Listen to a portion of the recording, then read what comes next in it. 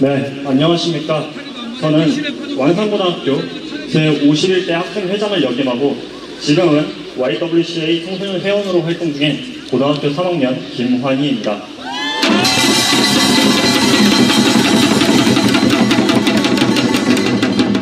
지금 오늘 이 자리에는 저의 SNS를 보고 같이 와준 학생들도 있고 그리고 저희 학교 선생님들도 몇 분 계신 걸로 제가 알고 있습니다. 같이 함께 해주신 여러분께 모두 감사하다는 말씀 드리며 제가 하고 싶은 얘기를 지금부터 시작해보도록 하겠습니다. 이제껏 저는 비상계엄 이후 제가 맡고 있는 모든 직책에는 정치적 중립이라는 의무가 있었습니다. 하지만 오늘은 그 중립의 의무를 깨고 저의 침묵을 한 국민으로서의 목소리로 바꿔보고자 합니다. 저는 12월 3일 비상계엄이 선포된 날 정부 청사에서 진행하는 간담회에 참석을 요청 거라 서울에서 밤 10시까지 업무를 보다 KTX를 타고 내려왔습니다. KTX를 타고 내려오는 도중에 많은 친구들로부터 이러한 문자를 받았습니다. 괜찮냐? 서울은 떠났냐? 계엄령이 선포되었다 등의 연락이었습니다. 그걸 본 순간 저는 전쟁이라고 난 줄 알았습니다. 그래서 얼른 뉴스를 찾아보니 대통령이 비상계엄을 선포했다 합니다. 그 화면 속에 나온 공간들은 분명 제가 몇 시간 전에 아주 평온하게 걸어다니고 차를 마셨던 공간인데 이제는 군인과 경찰들로 인산인해를 이루고 있었습니다. 그 모습을 본 순간 저는 매우 당황스럽고 무서웠습니다. 계엄령이라는 단어는 영화나 서적에서나 봤지 제가 살면서 겪게 될 줄은 전혀 몰랐으니까요. 그리고 뉴스에 나온 곳들이 제가 몇 시간 전만 해도 차를 마시고 자료를 정리하고 구경하고 다니던 곳이었는데 비상계엄이 조금이라도 빨랐다면 제가 보았던 화면 속에는 제가 있었을 수도 있으니까요. 계엄 선포 이후 국회에서 바로 해제안이 가결되어 다행히 윤 대통령의 뜻대로 이루어지지 않았다고 생각을 합니다. 만약 윤 대통령의 뜻대로 국회의원들이 연행이 되고 의결을 하지 못했다면 지금 우리는 이 자리에 모일 수 있었을까요? 그래서 저는 윤석열 대통령에게 질문을 하고 싶습니다. 우리나라는 45년 전 계엄령을 통해 많은 상처와 아픈 역사를 가지고 있는 나라입니다. 그럼에도 불구하고 대통령은 아무렇지 않게 비상계엄을 선포하고 계엄을 막을 수 있는 유일한 곳인 국회를 장악하라 지시했습니다. 대통령이 원했던 것은 국가의 안녕이 아니라 군림하기 위함이 아닙니까? 우리나라 헌법에서는 계엄의 조건을 명시하고 있습니다. 대한민국 헌법 제77조 1항 대통령은 전시, 사변 또는 이에 준하는 국가 비상사태에 있어서 병력으로서 국가 군사상의 필요가 응하거나 공공의 안녕 질서를 유지할 필요가 있을 때에는 법률이 정하는 바에 의하여 계엄을 선포할 수 있다. 이렇게 헌법에서 명시하고 있는데 명시하고 있는 조건 하나라도 맞는 게 있습니까? 대통령이 비상계엄을 선포하며 들었던 이유들은 모두 전시와 사변에 준하는 국가 비상사태여야 합니다. 하지만 이 모든 것 하나라도 맞지 않고 있습니다. 오히려 국가의 안녕을 위협하고 공공의 안녕 질서를 파괴한 것은 대통령이지 않습니까? 우리가 투표한 대통령은 국가를 대표하고 국민들을 섬기고 국가를 보호하는 대통령이지 국민들을 억압하고 인생을 무시하고 위기 상황으로 이끄는 대통령이 아닙니다. 또한 국민들이 대통령에게 이기만 권한은 국가와 국민들을 보호하고 일하라고 이기만 권한이지 국민들을 억압하고 자신의 최측근을 보호하라 이기만 것이 아닙니다. 윤석열 대통령은 대통령으로서 가장 중요한 일인 헌법을 수호하지는 못할 혼정 헌법을 위반하였습니다. 또한 윤석열 대통령은 국민들을 위험에 빠뜨렸고 공포에 떨게 하였습니다. 이 모든 것은 윤석열 대통령 본인이 자행한 일이고 이 일에 있어서는 법적, 정치적 책임을 지고 조속히 하야해야 합니다. 잠시 후 5시 국회에서 윤석열 대통령 탄핵을 위한 본회의가 열린다고 합니다. 국회는 국민들을 대표하고 국민들의 목소리에 경청하고 의견을 모아 의결하는 곳입니다. 그러니 부디 전국에서 울려 퍼지고 있는 국민들의 목소리에 경청하고 국민들과 헌법이 국회에 부여한 권한으로 대한민국을 위협에 빠뜨리고 있는 윤석열 대통령 탄핵의 뜻을 모아 의결해 주시길 한 국민으로서 부탁드립니다.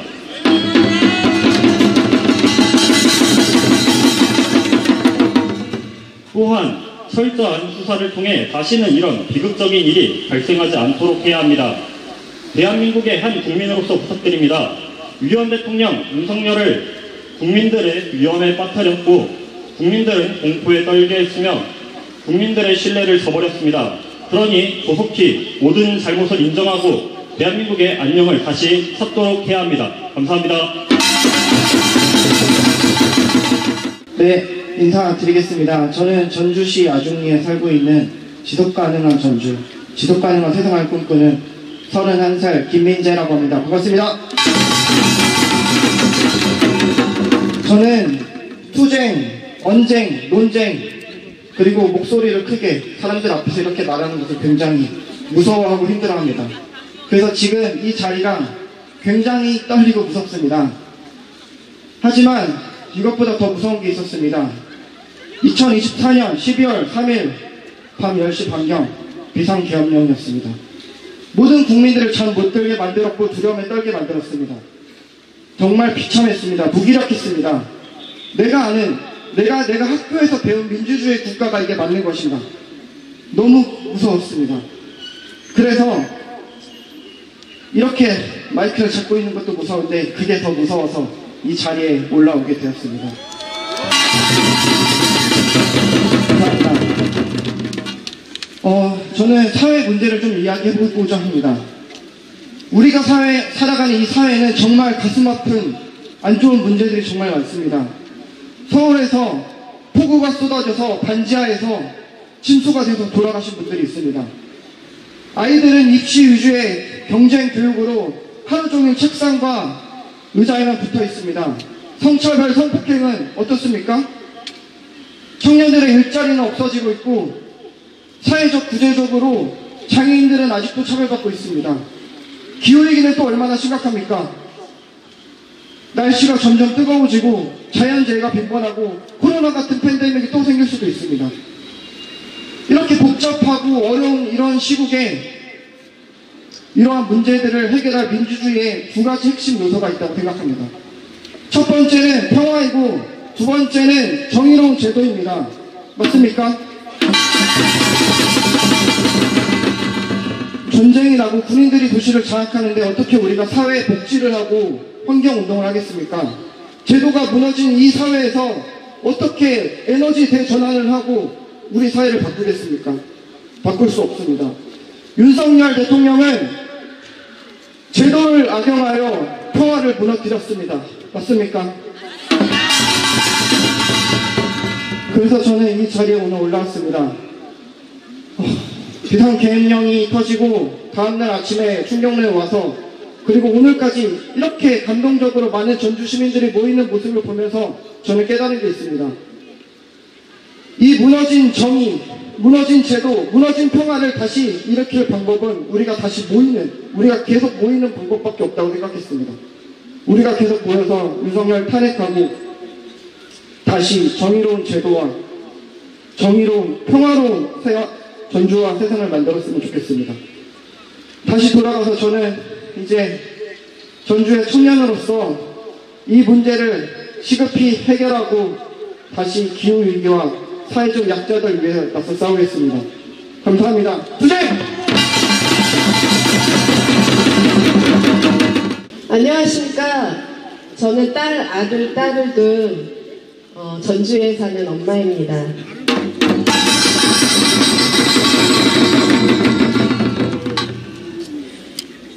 대한민국 헌법 아시죠?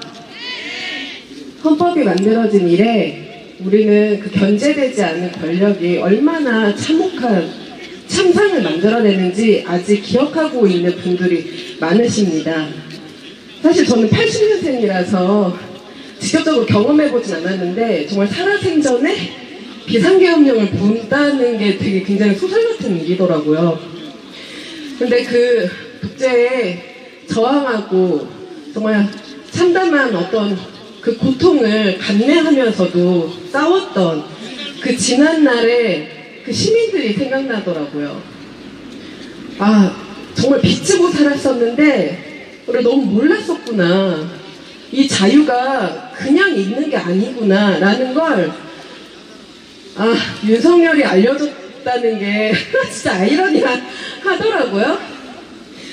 그리고 사실 5.18을 기억하는 그 소설가가 그 이야기를 써서 노벨 문학상을 받은 지 얼마 지나지 않았습니까? 그리고 세계가 주목하는 이 우리나라 대한민국, 사실 문화 강국으로 정말 반짝반짝 빛나고 있는데 사실 정치적으로는 한참 못 미치는 그 수준에 있다는 걸 온 국민이 그리고 전 세계가 목도하고 있습니다. 사실 제가 아들을 낳았을 때 조금 부끄럽게도 이 아들을 어떻게 군대에 보내지? 뭐 이런 생각을 했어요. 그 깐난이를 두고. 왜냐면 우리나라 군대가 이제까지 그 권력의 어떤 활용?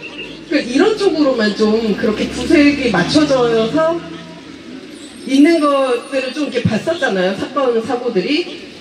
한데, 이번에 알았어요. 그 아버지랑 통한 그 군인 통화 목소리 들으셨습니까? 아버지가 간곡히 부탁을 합니다. 아들한테.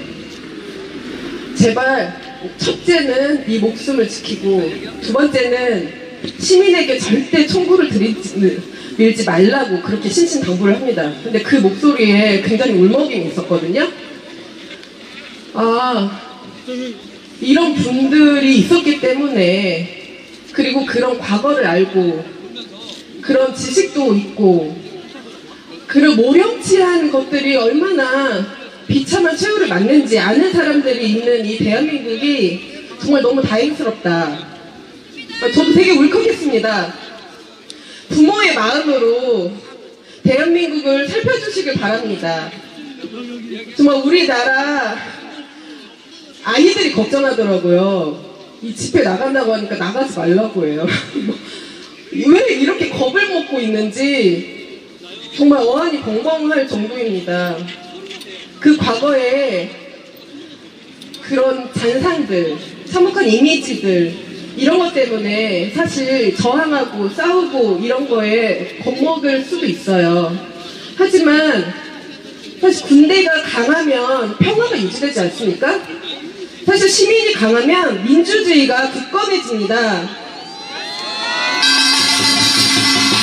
우리 빚진 자들로서 다음 세대에 물려줄 민주주의를 굳건하게 지켜주세요.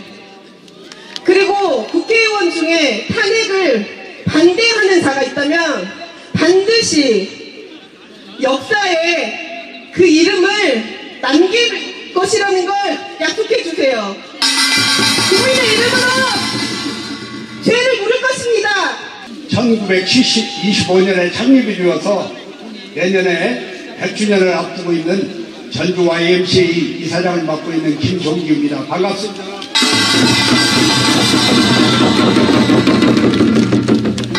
우리 대통령이라고 하면 국민의 안위를 위해서 머리를 싸매고 많이 고민을 하고 그런 시간을 보내야 됨에도 불구하고 우리 국민들이, 우리 시민들이 이 추운 날 이 길바닥에 보다 이렇게 찬 엉덩이를 들여대고 앉아서 대통령을 걱정해야 되는 이 현실이 참으로 참담하기 짝이 없습니다. 저는 엊그제 텔레비 앞에 앉아서 갑자기 대통령이 비상경령을 발동한다고 해서 저는 순간적으로 우리 대통령께서 당신 주변에 있는 위해서 우리 국민들이 하도 스트레스가 많은 것을 알고 우리 국민들을 조금 깜짝 놀래켜 주려고 이분이 코미디를 하시나 저는 그렇게 생각을 했습니다.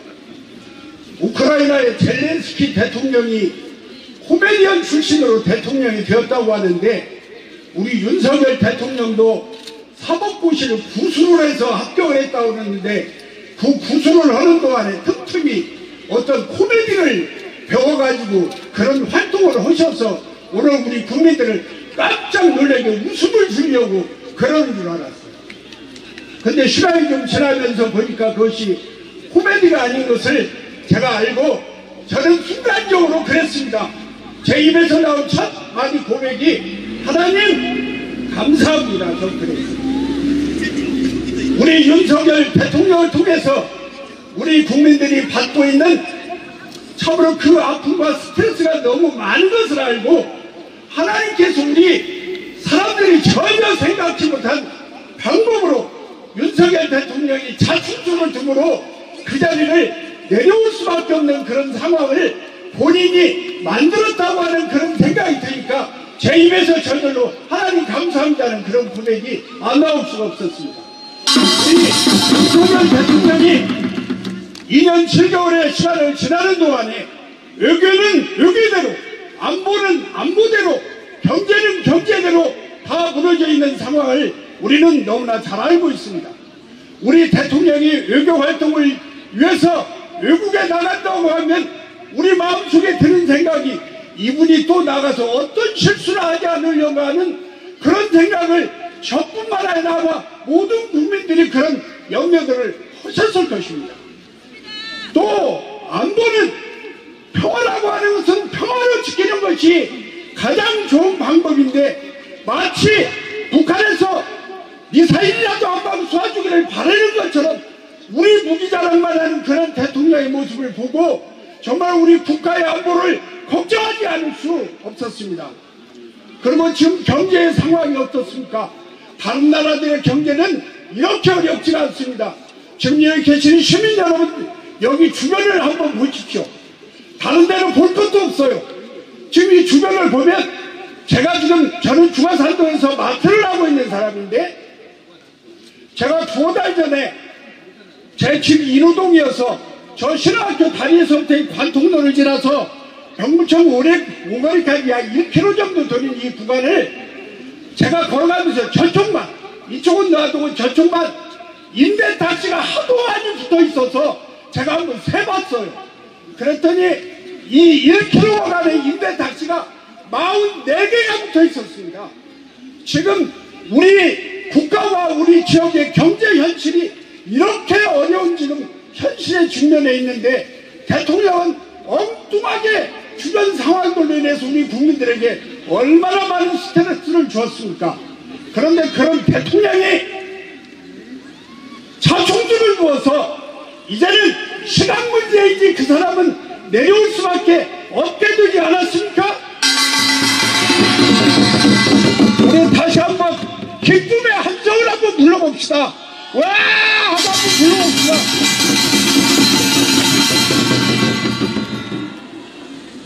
정말 잘 되었습니다. 이것은 이제 그분이 내려오는 것은 시간 문제입니다. 저는 우리가 한 가지 반성할 것이 있다고 생각을 합니다. 그 윤석열 대통령은 쿠데타로 집권을 한 사람이 아니고 정당한 국민 투표에서 선출이 된 대통령인데 우리가 그 사람을 대통령으로 뽑았다고 하는 것은 우리 국민들의 수준이 그것밖에 안 된다고 하는 것입니다. 다시는 이런 일이 없도록 해야 되겠습니다. 사랑하는 민주 시민 여러분, 구호 한번 하고 전 내려가겠습니다. 국힘당은 윤석열 탄핵을 즉각 찬성하라. 대통령 윤석열은 즉각 하야하라. 하야하라. 하야하라. 하야하라. 감사합니다. 힘냅시다. 계속 발언문을 쓰고 다시 쓰고 지우고 다시 쓰고 있습니다. 정말 많은 감정과 생각들이 제 몸 안에 흐르고 있고 그걸 어떤 식으로 담아야 좋을지를 고민하면서도 쓰기를 멈추지 않고 있습니다. 그럼에도 그 글들에는 계속 슬픔과 분노 같은 것들이 변함없이 담겨 있습니다. 화요일부터 잠을 자는지 밥을 먹는지 모르게 살고 있습니다. 화요일 밤 메신저를 통해서 SNS를 통해서 계엄령 관련 소식을 듣게 되었습니다. 오후에 정신과에 가서 그나마 괜찮아졌던 정신건강이 급속도로 악화되는 경험을 했습니다. 온갖 불안한 생각들이 퐁퐁 쏟아나기 시작했습니다.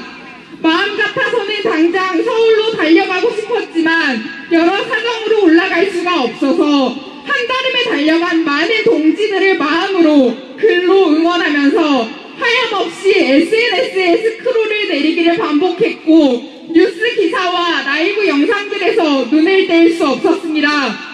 소식들을 퍼뜨리고 응원을 하는 것이 제가 할 수 있는 일이었습니다. 수요일, 목요일, 금요일, 그리고 토요일까지도 시간이 어떻게 흘러갔는지도 모르겠습니다. 그 긴 시간을 기다린 건 저뿐만이 아니었을 겁니다.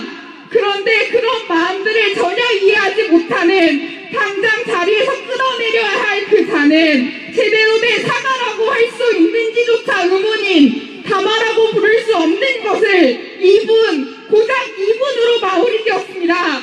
그게 말이 됩니까?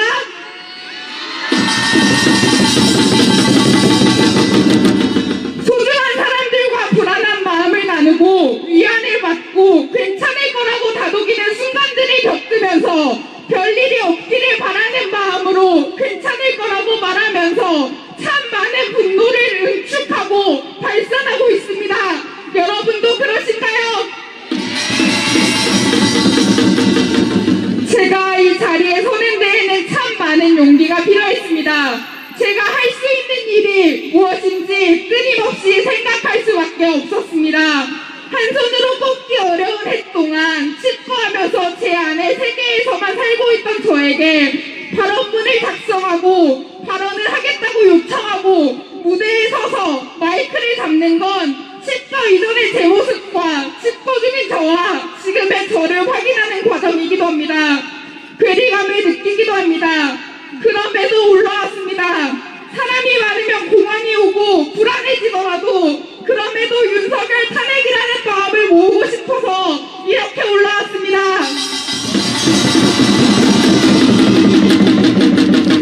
이곳 광장에서 함께하는 여러분을 응원합니다. 그리고 다른 지역에서도 각자의 마음을 외치고 있는 이들을 응원합니다. 그들이 다치지 않고 무사하기를 바랍니다.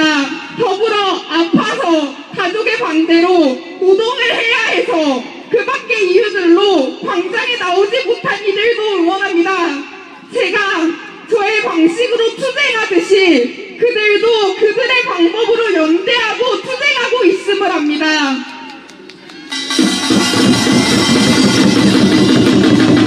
정말 많은 다양한 아무리 빨리 호영해도 이분은 한참 지날 만큼 성별, 장애, 국적, 성지향성, 성정체성, 노동 유무에 관계없이 정말 다양한 존재들이 투쟁하고 있음을 합니다. 그렇기에 그런 존재들의 마음을 위해서라도 윤석열 씨에게는 마땅한 처벌과 마땅한 결과가 따라야 할 것입니다. 우리가 말한다! 윤석열은 퇴진하라! 들어주셔서 감사합니다. 안녕하십니까 라고 인사를 하지 못하는 엄마입니다.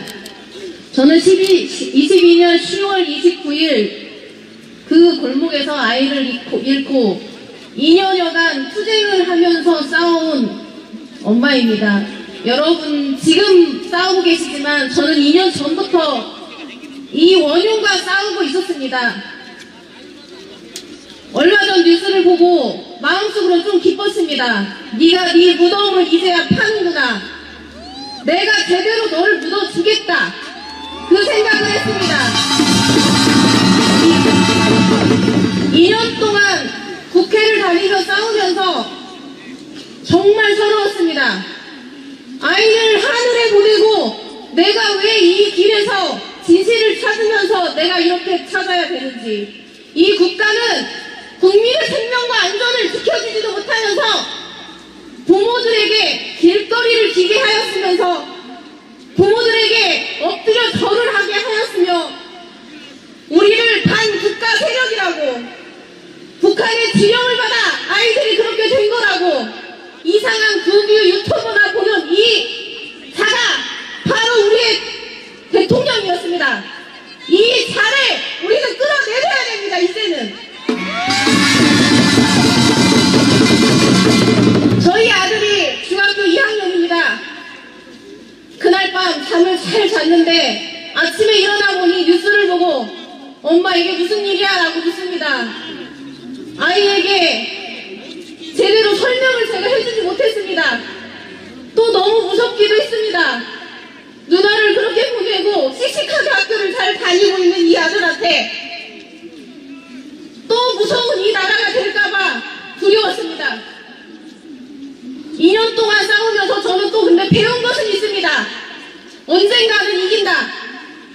우리 부모님들은 2년간 싸우면서 그날 진실을 찾기 위해서 법안 통과를 시켰습니다. 정말 힘들게 그 법안을 통과시키고 이제 조사가 시작되기 시점에 이르렀습니다. 그런데 이자가 무덤을 파주었으니 우리는 제대로 무덤을 합니다. 이제 여러분들이 여기에 있기에 제가 오늘 굉장히 힘이 또 납니다. 우리는 할 수 있고 이 다 옆에 지금 한 사람이 없습니다. 해양부 장관이라는 자가 아직도 그 자리에 있습니다. 생명과 안전을 지키지 못하는 그 자 또한 또 탄핵을 시켜야 됩니다. 우리는 모두 다 싹 갈아치워야 됩니다. 여러분이 있기에 저 또한 또 앞장서서 열심히 싸우겠습니다. 끝까지 이 나라가 안전한 나라로 갈 때까지 우리 함께 해봅시다.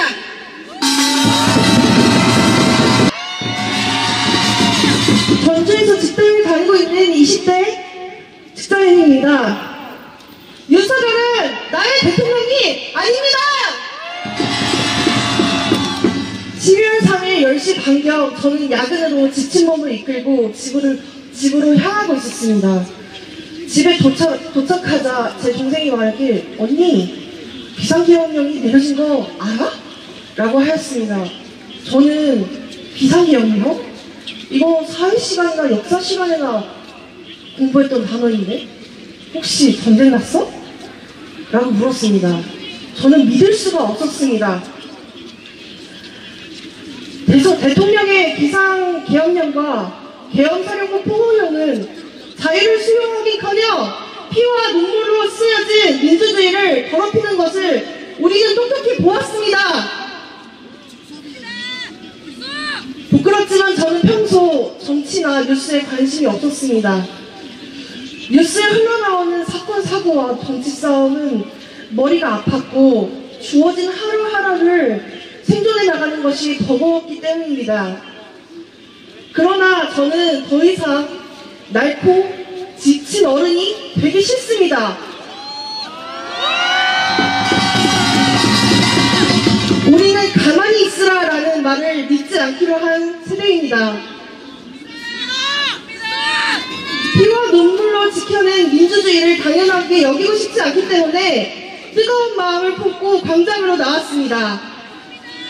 이렇게 용기를 낼 수 있었던 것은 국회로 달려나가 맨몸으로 국민의 총과 탱크를 막고 여기 함께 윤석열 탄핵을 위해 모인 시민 여러분 덕분입니다. 윤석열은 나의 대통령이 아닙니다. 본인의 안위를 위해 권력을 남용하고 국민의 자유와 인권을 천천히 짓밟혀버리는 범죄자는 나의 대통령이 아닙니다. 여러분은 윤석열이 여러분의 대통령입니까? 여러분, 우리가 안녕하기 위해 우리의 후세대에게 민주주의와 자유를 물려주기 위해 이 자리에 나왔습니다. 범죄자 윤석열을 탄핵하고 총을 겨누어 우리의 일상을 위협하는 자들을 제대로 수사하고 처벌해야 할 것입니다. 끝으로 여러분에게 진심으로 감사드리고 싶습니다. 저에게 연결을 주셨고 민주주의를 수여하기 위해 나와주신 여러분께 진심으로 감사드립니다. 우리 함께 서로에게 힘차게 박수를 보내볼까요? 교통통제를 위해 수고해주신 경찰분과 연대해주시는 시민단체분들께 또 감사를 드립니다. 감사합니다. 네, 고맙습니다. 한 분 더 소개해드릴게요. 네, 올라와 주시면 되겠습니다. 네, 큰 박수 한번 부탁드릴게요. 네, 안녕하십니까. 전북대 예대에 재학 중인 임병의 여학생입니다. 하지만 제가 역사를 좋아해서 공부를 좀 많이 하고 있는데요. 지금 제가 들려드릴 이야기는 지구 건너편 공산주의 국가였던 루마니아에서 있었던 일입니다. 일정식으로 시작해서 선을 잘타 서기장, 대통령직까지 오는 차우셰스크라는 사람이 있습니다. 그 임기 초에 사람들은 매우 만족했습니다. 서방과의 자유로운 교류를 큰 것을 시작해서 경제도 잘 나갔고, 그리고 사람들은 또 자유롭게 여행도 다닐 수 있었거든요. 같은 동구권 그 국가에 비교하면 비교도 안 되는 그 대우죠. 하지만 이게 도금된 영광이라는 것을 깨닫는 데는 얼마 가지 못했습니다. 어느샌가 그는 루마니아 영토 전역에 300만 개의 도청기를 부려 모두를 감시했고 서로가 서로를 밀고하게 만드는 시스템을 만들었고, 지진이 났을 때 복구 비용으로 국채가 산더미처럼 쌓였을 때 수입을 틀어막고 수출만 해서 국채를 갚으려고 하는 무식한 방법을 택했습니다. 전후 사정을 신경도 안 쓴 채 출산율을 높이려고 할 때는 무조건 아이를 낳으라고만 강요해서 공화들을 생기게 한 것은 물론 에이즈 발병을 높이고, 그렇게 생긴 공화들은 자신들의 비밀 경찰들로 만들어 군 경력을 높여서 자신을 위한 경력으로 쓰는 짓거리를 감행하기까지 했습니다. 그리고 이런 화려했던 옛 영광을 기억하며 사람들이 허겁지겁 쓰레기통을 뒤지며 음식물 쓰레기로 연명하는 사이, 이 부부는 호화 저택에서 그 짐승들을 풀어놓고 구경하며 호의호식하고 있습니다. 누가 매우 떠오르지 않습니까?